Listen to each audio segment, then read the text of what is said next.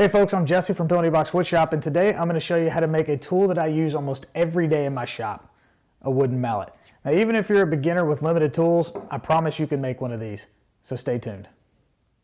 First, I picked the wood that I wanted to use for the mallet head. I went with Baduke for the middle section and air-dried walnut for the outside sections.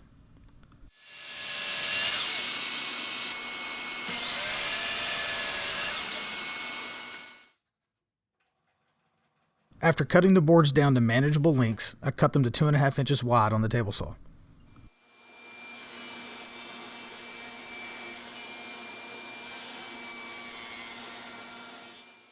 After that, I moved to the miter saw and cut all 3 pieces to 4.5 inches long.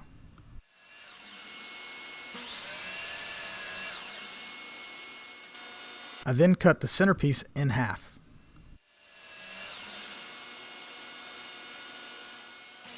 For the handle, I chose hard maple. I began by cutting it to 11.5 inches long on the miter saw and 1.5 inches wide on the table saw.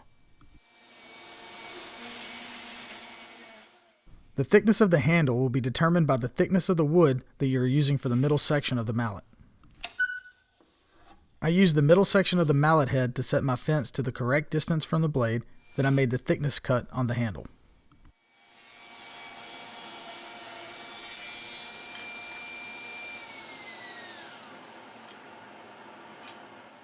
Then I raised the blade on the table saw to 2 3/4 inches high. Using my universal tenon jig, I cut the width of the blade off on each side of the wide part of the handle. This will create shoulders and give the mallet head a stopping point when attaching it. If you want to know exactly how I made this jig, you can click the link in the top right hand corner of your screen, or you can check it out on my homepage.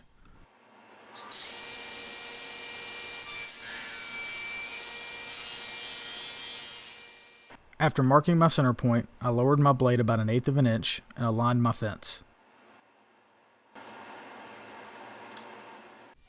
I then made a single cut for the slot that will accept the wedge.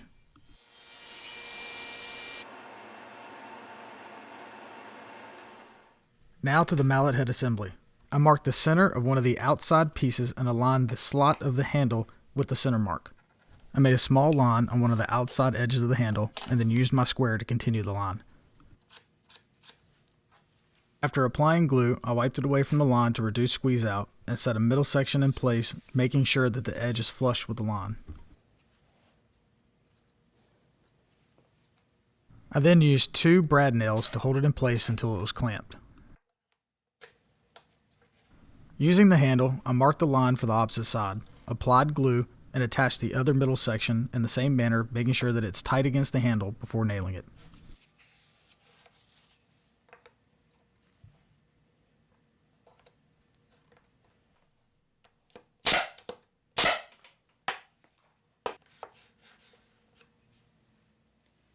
After removing the handle, I applied glue to the top side and placed the other outside piece on top, attempting to align it as best as possible.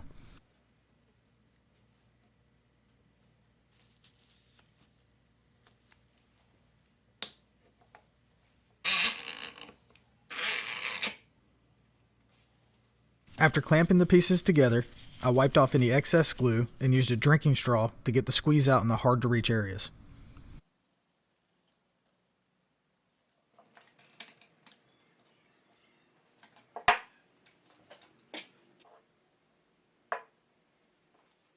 Setting my miter saw at a 5-degree angle, I cut the sides of the mallet head flush.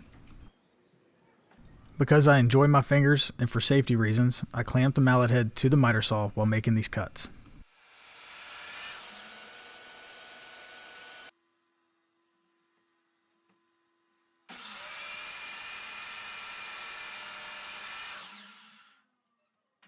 After cutting the outsides flush, I made sure that each side was even from the outside of the mortise and trimmed it down as necessary.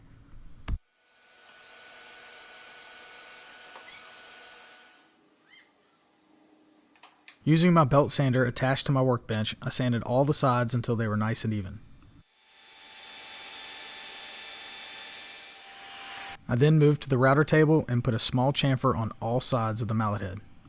If you don't own a router, you can create the chamfers with a hand plane or simply break the edges by hand sanding. For all my handles, I set up a stop block and stopped the chamfers about 1 inch from the bottom of the shoulders.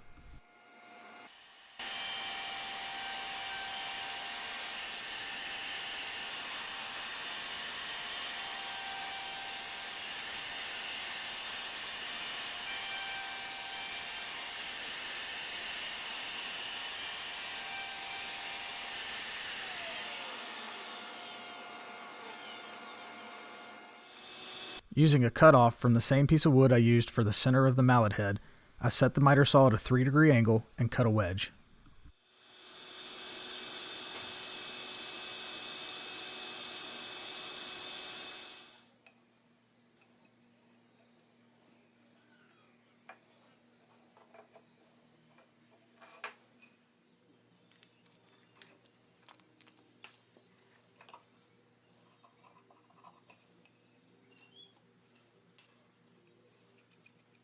After applying glue, I place the handle on a vise and start tapping the mallet head into place all the way until it's flush with the shoulder.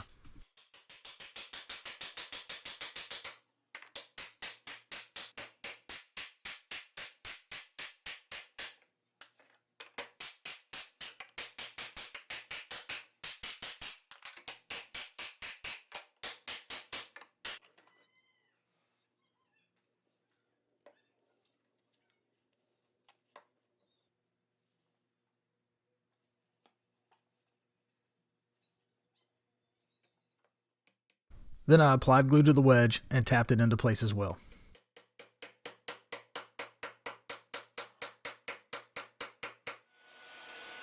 Back over at the miter saw, I carefully aligned the blade with the top of the mallet and cut the handle and the wedge off flush.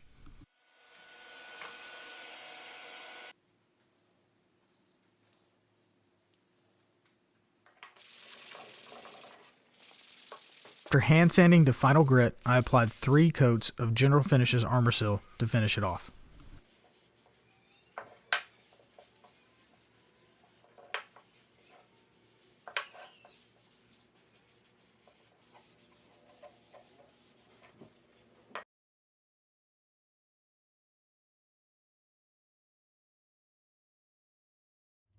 All right, folks, that does it for us today. If you have any questions, leave them in the comments section below. There'll be further details in the description section, along with links to all the tools that I used during this video. Thanks for watching, and I hope you enjoy building your mallets.